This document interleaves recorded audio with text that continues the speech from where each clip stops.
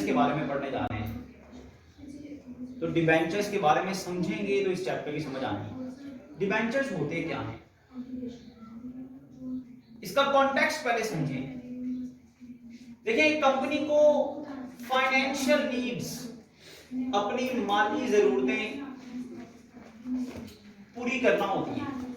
और जब आप एक कंपनी, एक बिजनेस चला रहे होते हैं तो ये बड़ा कैजुअल होता है ना कि आपको पैसों की जरूरत होगी, डिफरेंट इवेंट्स होंगे, आपको फाइनेंशियल क्राइसिस का सामना होगा, आपको अपने डे टू डे एक्सपेंसेस को मीट करने के लिए या किसी कैपिटल एक्सपेंडिचर को मीट करने के लिए फाइनेंस की रकम की जरूरत होगी,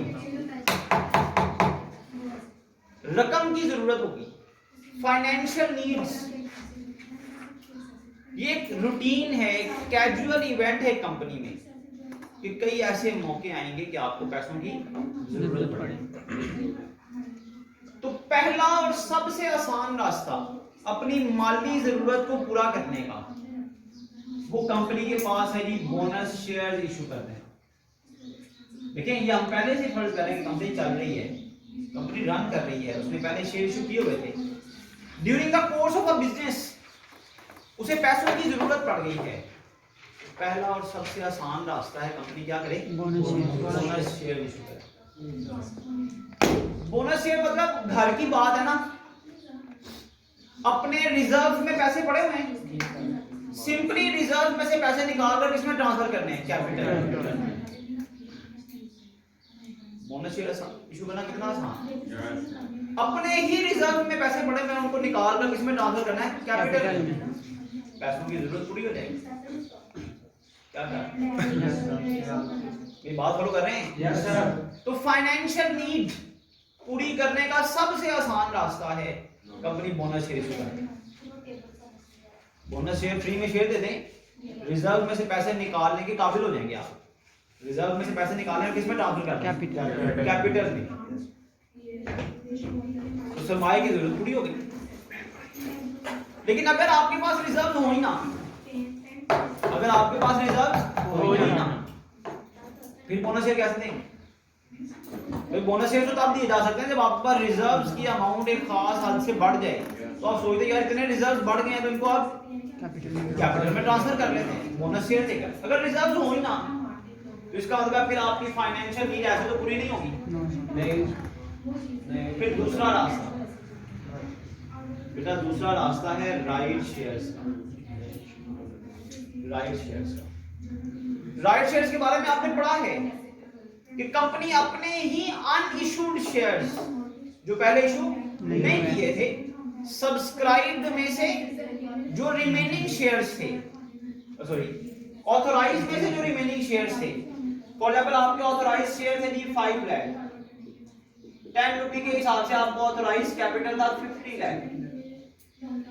इसमें से आपने जब कंपनी बनाई तब आपने 2 लाख शेयर इशू कर दिए। 10 रुपए के हिसाब से 20 लाख का कैपिटल आपने लोगों से गेट कर लिया, लोगों से 20 लाख का कैपिटल आपने गेट कर लिया। अब दोबारा शेयर बेचने, कितने शेयर है टोटल आपके?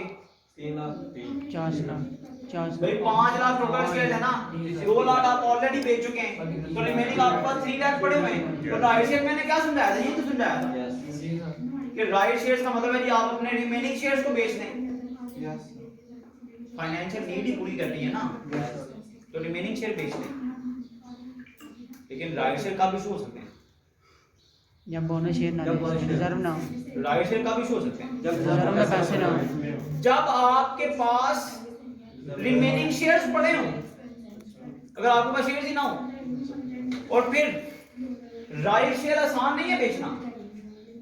बोनस शेयर तो फ्री में बेच दिए ना, फ्री में दे दिए। राइट शेयर लोगों को बेचने हैं, लोगों से पैसा निकलवाना आसान नहीं है। बेशक आप मार्केट वैल्यू से कम कीमत पर दे रहे हैं, अगर कंपनी लॉस में जा रही है, अच्छा परफॉर्म नहीं ना कर रही, तो बेशक आप मार्केट वैल्यू से कम शेयर पे वैल्यू पर शेयर दे दें, लोग नहीं खरीदेंगे। एक हाउसिंग सोसाइटी का आपको पता होगा, यहाँ पर तो बड़े घपले हैं, बड़े फ्रॉड चल रहे हैं, वो आपको मार्केट वैल्यू से कम कीमत पे भी प्लॉट देगी, आप कम पैसे भी खर्चने को तैयार नहीं है। तो राइट शेयर भी बेचना आसान नहीं है, हर बार राइट शेयर नहीं बेचे जा सकते। अगर हुई ना शेयर, पहली बात तो ये है, और अगर होंगी तो कंपनी की रिप्यूट ऐसी होनी चाहिए मार्केट में कि राइट शेयर कंपनी इशू करे और लोग वो शेयर पैसे देकर खरीद लें। राइट शेयर कौन से फ्री में देने हैं? तो अगर आपको पैसों की जरूरत है तो फाइनेंशियल नीड पूरी करने के लिए आप क्या करते हैं? Bonus share. अगर बोनस शेयर ना इशू करें तो अगर राइट शेयर भी ना इशू कर सके तो तीसरा रास्ता है लोन लेने का, कर्ज लेने का।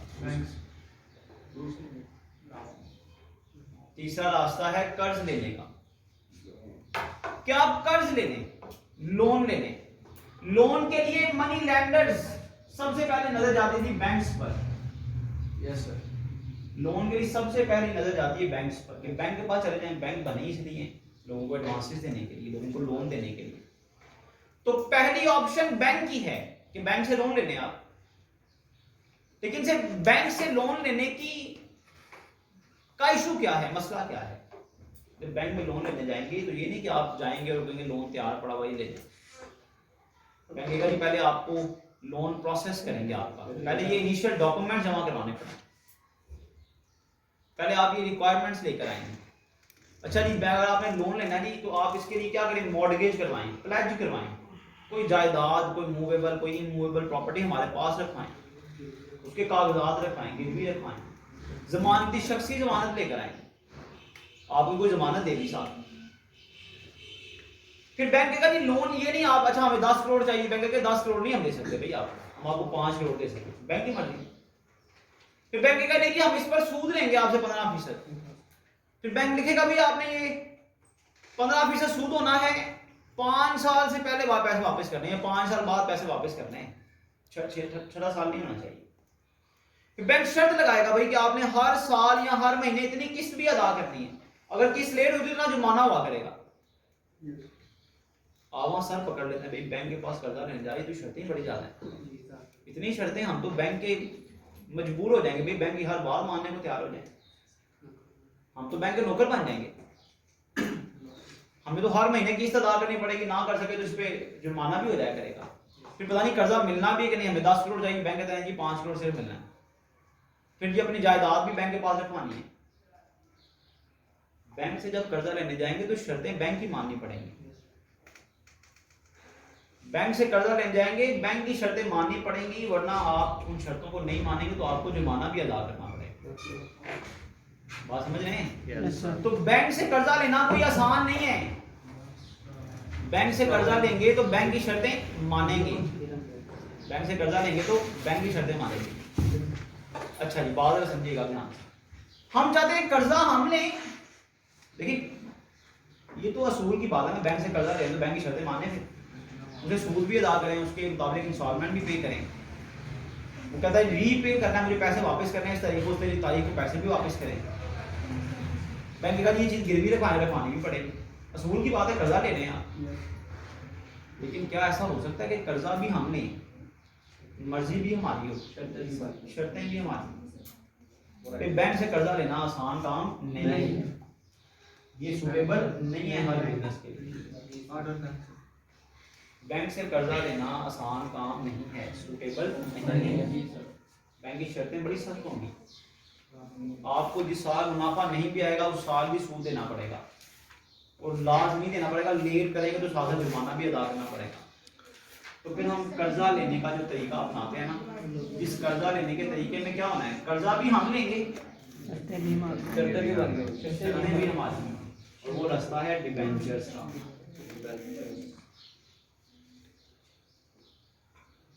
कर्जा भी हम लेंगे, शर्तें भी हमारी होंगी। कैसी बात है? हम कर्जा लेने जाएं किसी से और कहें भाई हमने इस तारीख को वापस करना है, इतने करोड़ रुपया कर्जा लेना ही लेना है।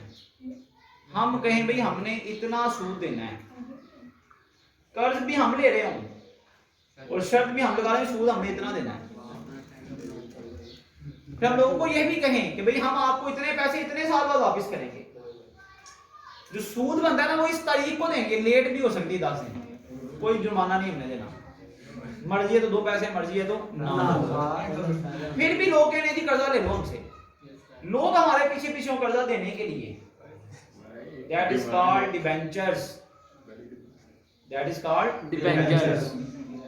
डिबेंचर में फिर होता है कर्जा, कौन से ऐसे लोग हैं भाई जो हम कंपनी के पीछे पीछे जाएंगे भी कर्जा हमसे लेने आप, और कंपनी की शर्तें भी मानने को तैयार है, कर्जा भी दे रहे हैं, कंपनी की शर्तें मानने को भी तैयार है। फिर कंपनी भी क्या करती है, कंपनी कर्जा किसी एक इदारे से नहीं लेती, कंपनी कर्जा लेती है आम लोगों से, जनरल पब्लिक से। जिस तरह शेयर जनरल पब्लिक को बेचे जाते हैं ना, कर्जा फिर आम लोगों से लिया जाता है। कंपनी न्यूज़पेपर पे, मीडिया पे, बैंक्स के जरिए और बाकी जितने भी मार्केटिंग के सोर्स हैं उनके जरिए लोगों को ये कहती है कि भाई हमने आपके लिए हम आपके लिए एक स्कीम लेकर आए हैं। स्कीम ये है कि आप कंपनी को करेंसी नोट दें, ओरिजिनल नोट दें, ओरिजिनल नोट दें 100 रुपये का, और कंपनी से ये कागज ले जाएं, आप 100 रुपये का कागज ले जाएं, 100 रुपये का कागज ले जाएं। कंपनी लोगों को कहते भी हम आपके लिए स्कीम लेकर आए हैं, 100 रुपया हमें दें, कंपनी को दें, और कंपनी से क्या ले जाएं, आकर कागज का टुकड़ा ले जाएं। लोग कहेंगे हम क्यों लेंगी, कंपनी कहती है इसके ऊपर SCCP से हमने इजाजत दी हुई है, आपको डरने की जरूरत नहीं है, हम कोई फ्रॉड नहीं कर रहे आपके साथ, हमने security and exchange commission of Pakistan से परमिशन ली है, तब हम आपको ये कागज का टुकड़ा दे रहे हैं। ऊपर नाम कंपनी का लिखा हुआ है, कंपनी का एड्रेस लिखा हुआ है, कंपनी की यहां पर स्टैंप लगी हुई है, कंपनी के डायरेक्टर्स के सिग्नेचर है, यहां पर डायरेक्टर्स के सिग्नेचर है। और फिर इस कागज के ऊपर कंपनी ने 2 शर्तें खुद लिखी, इस कागज के ऊपर कंपनी ने 2 शर्तें खुद लिखी हैं। पर एनम इंटरेस्ट, कि हम आपको सालाना सूद देंगे एट द रेट ऑफ 12%। खुद कंपनी ने लिखा हम आपको 12% सूद देंगे। मार्केट में बैंक से कर्जा लेने के तो बैंक से कर्जे पर सूद देना पड़ा था 15%, बैंक से कर्जे पर सूद देना पड़ा था 15%। यहाँ कंपनी ने खुद फैसला किया हम आपको कितने फीसद सूद देंगे, 12%। कर्जा भी आप ले रहे हैं, शर्त भी आपकी है। क्या शर्त है कि भाई हम 12% सूद देंगे साल बाद पर है ना सालाना। शर्त किसकी है, कंपनी की शर्त है कि भाई हम 12% सूद देंगे, 12% सूद देंगे। अच्छा 12% सूद देंगे और repayable,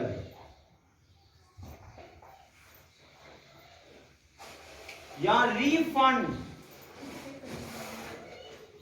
principal amount, refund principal amount after 5 years। Company ने शर्त लगाई कि भाई हम आपको पैसा 5 साल बाद वापस करेंगे, सालाना 12% सूद देंगे और रीपे करेंगे आपकी प्रिंसिपल अमाउंट, ओरिजिनल रकम, जितनी ओरिजिनल रकम आपने दी है ना वो हम आपको 5 साल बाद वापस करेंगे। शर्त भी कंपनी की, शर्त भी कंपनी की, बात समझ रहे हैं? Yes sir. पैसे भी कंपनी ले रही है, कर्जा भी कंपनी ले रही है, शर्तें भी कंपनी की। लोगों ने क्या करना है, लोग ये 100 रुपया ओरिजिनल करेंसी नोट लेकर आएंगे और ये कागज लेकर आपसे चले जाएंगे। कंपनी के पास ये 100 रुपए वाले ओरिजिनल नोट इकट्ठे हो जाएंगे, उन्हीं पैसों से कंपनी अपनी माली जरूरत को पूरा करेगी, उन्हीं चीजों से कंपनी अपनी माली जरूरत को पूरा करेगी।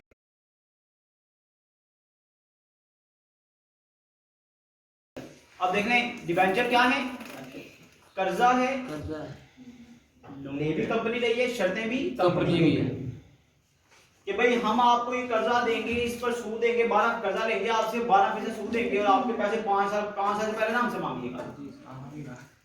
शर्तें किसकी हैं, कंपनी की। क्यों भाई, ऐसा कितना अच्छा तरीका देंगे आप कर्जा देने का कि लोग कर्जा देने के लिए खुद आते हैं आपके पास कि भाई 100 रुपया ले लें और हमें ये कागज दे दें। किस लालच से, एक तो कंपनी की रिप्यूट अच्छी होती है, फिर उन्हें पता होता है हमें हर साल क्या मिल जाना है, 12% सूद। अच्छा अब ऐसा भी नहीं है कि आप 12% सूद देंगे, मार्केट से भी कम देंगे, फिर भी लोग आपके पास आ जाएंगे। आपको कुछ ना कुछ एडवांटेज लोगों को देना पड़ता है।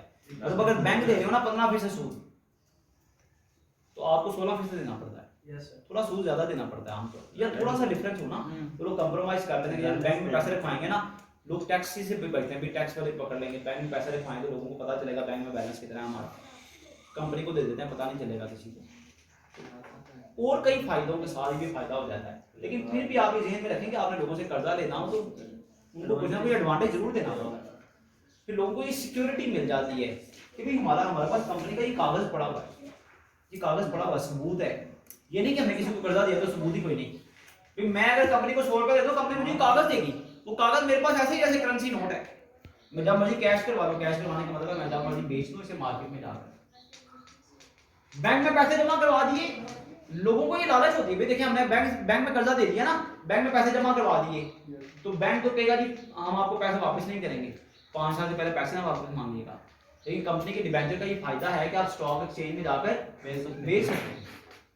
12% सूद लेते हैं जब तक आपका दिल करता है। जब आपको पैसों की जरूरत पड़े, कंपनी ने 5 साल बाद पैसे वापस देने हैं, आप लोगों को बेच दें। जैसे शेयर्स की ट्रेडिंग होती है वैसे डिबेंचर्स की भी ट्रेडिंग होती है। ये जो कागज का टुकड़ा मैंने आपके सामने बनाया है, जिसके ऊपर कंपनी का नाम है, रकम लिखी हुई है, रकम ऐसे ही है जैसे करेंसी नोट पर लिखी होती है, जिसके ऊपर 2 शर्तें लिखी हुई हैं कि सूद कितना होगा, सूद कितना होगा, जिसके ऊपर 2 शर्तें लिखी होती है। ऐसा डॉक्यूमेंट जिसके ऊपर 2 शर्तें लिखी हो। कौन सी 2 शर्तें? कि कर्ज पर सूद कितना है और कर्ज की रकम वापस कब होनी है। फिर मेरी बात सुने ध्यान से। ऐसा डॉक्यूमेंट जिसके ऊपर 2 शर्तें लिखी हो, ऐसा डॉक्यूमेंट कि सूद कितना देना है और कर्ज की रकम वापस कितनी करनी है कंपनी के पॉइंट। और अगर लोगों के पॉइंट ऑफ व्यू से सोचें तो मेरे पास ऐसा डॉक्यूमेंट जिसके ऊपर लिखा हुआ है मुझे सूद कितना मिलेगा और मेरी रकम कब वापस मिलेगी, ऐसे डॉक्यूमेंट को कहा जाता है डिबेंचर। ऐसे डॉक्यूमेंट को क्या कहा जाता है? डिबेंचर। जिस डॉक्यूमेंट के ऊपर 2 शर्तें लिखी हों कि कर्ज की रकम वापस कब मिलेगी ओरिजिनल, और कर्ज पर सूद कितना मिलेगा, या कर्ज पर सूद देना कितना है और कर्ज की रकम वापस कब करनी है, ऐसे कागज के टुकड़े को बेटा डिबेंचर कहा जाता है। डिबेंचर एक जनरल वर्ड है। क्या है? जनरल। इसकी मुख्तलिफ शक्लें हो सकती हैं। हुकूमत जब डिबेंचर इशू करती है तो उसका नाम रखती है प्राइज बॉन्ड। हुकूमत जब डिबेंचर जारी करती है तो उसका नाम रखती है प्राइज बॉन्ड। तो कंपनी, हुकूमत ये नहीं लिखती हम सूद देंगे, हुकूमत कहती है हम इनाम देंगे, सबको नहीं देंगे ताकि लालच बढ़ जाए, करोड़ों का इनाम मिलेगा, लाखों का इनाम मिलेगा। क्या करेंगे? 700 रुपया लगाएं, लाखों का इनाम मिलेगा। इस लालच से लोग और खरीद देते हैं। कंपनी उन्हीं का पैसा होता है, मेरी बात सुनिए, उन्हीं का पैसा होता है, उसी के पैसों में सूद बनता है। वो सूद बनता है फॉर एग्जाम्पल 10 करोड़, बीच में से हुकूमत क्या करती है, सूद बनता है 10 करोड़। अगर वैसे सबको देते तो 10 करोड़ तकसीम हो जाना था। ऐसे फिर क्या किया जाता है, कुछ लोगों को इनाम दे दिया जाता है। अगर 1 लाख लोगों ने प्राइज बॉन्ड खरीदा होगा ना तो 5000 को 4000 को इनाम मिलता है। वही उन्हीं का पैसा होता है, उस पर सूद इकट्ठा होता है। 10 करोड़ कंपनी इनाम की शक्ल में 5-6 करोड़ तकसीम कर देती है, डबल फायदा हो जाता है। यहाँ तो सूद सबको देना पड़ेगा ना, यहाँ तो सूद सबको देना पड़ेगा। प्राइज बॉन्ड में क्या होगा, कुछ लोगों को इनाम देना है, उन्हीं का पैसा है, उसी से मुनाफा कमाया, मुनाफा आया 10 करोड़, 5-6 करोड़ का इनाम दे दिया, हुकूमत प्राइज बॉन्ड देती है। लेकिन कंपनियां जो होती है ना, पब्लिक लिमिटेड कंपनी, वो क्या देती हैं? सूद देती है, उसका नाम प्राइज बॉन्ड हो जाता है। आम कंपनी जब इशू करें तो पीटीसीएल वाउचर देखें, क्या है? डिबेंचर है, पीटीसीएल वाले जारी करते हैं। उसका नाम उन्होंने क्या लिखा हुआ है? PTCL voucher. हर कंपनी का अपना अपना सर्टिफिकेट है, अपना अपना नाम है। एंड नेशनल बैंक में जाए तो एनआईटी यूनिट रखा हुआ है उन्होंने, NIT, national investment trust units, debenture का नाम रखा हुआ है। डिबेंचर एक जनरल वर्ड है। क्या है? General word. हर कंपनी अपने नाम के साथ, पोस्ट ऑफिस से पोस्टल सर्टिफिकेट मिल जाते हैं, पोस्ट ऑफिस में जाएं पोस्टल सर्टिफिकेट मिल जाते हैं, पाकिस्तान पोस्ट ऑफिस सर्टिफिकेट मिल जाते हैं। पैसा जमा करवाएं तो आपको सर्टिफिकेट दे देंगे, ठीक है भाई हम आपको हर साल इतना सूद देंगे। बात समझ रहे हैं? इसी तरह पीआईए है और कई कंपनी, एंग्रो रुपया सर्टिफिकेट, 0 रुपया सर्टिफिकेट है। एंग्रो कंपनी लॉन्च किया हुआ डिबेंचर है उनका, उसका नाम उन्होंने अपने नाम से रखा हुआ है। जैसे मैंने बताया पीटीसीएल वाउचर है, पीटीसीएल वाले जारी करते हैं। पीटीसीएल कंपनी में जाएं, पैसे जमा करवाएं, वो वाउचर दे देंगे आपको। वाउचर मतलब ये कागज दे देंगे, ऊपर लिखा पाकिस्तान सूद है, कितने पैसे वापस, आपके पैसे वापस कब होने हैं। हर कंपनी अपने लिहाज से जारी करती है। नाम इसका क्या है? General debenture. डिबेंचर की का मतलब क्या हुआ? Debenture is a document. ये बात सुनने मैं इसकी डेफिनेशन बता रहा हूँ। डिबेंचर इज अ डॉक्यूमेंट, एक ऐसा डॉक्यूमेंट है। क्या है? Document. Acknowledging the money borrowed, बताता है कितनी रकम उधार ली हुई है। कंटेनिंग प्रोविजंस, टू प्रोविजंस, दो शर्तें इसके ऊपर लिखी होती हैं, payment of principal and payment of fix amount of interest, दो शर्तें लिखी होती हैं। तो ऐसा कागज का टुकड़ा जिसके ऊपर लिखा हो कितनी रकम उधार ली हुई है या दी हुई है, जिसके ऊपर दो शर्तें लिखी होती हैं कि सूद कितना है और कर्ज की रकम वापस कब होगी, ऐसा डॉक्यूमेंट कहलाता है डिबेंचर। अभी पास में तो डिबेंचर कर्ज लेने का तरीका है, लोगों से कर्ज लेने का तरीका है। जिस तरह शेयर इशू होते हैं तो मतलब क्या होता है, लोगों से पैसे ले लिए हैं और शेयर उनको दे दिए हैं।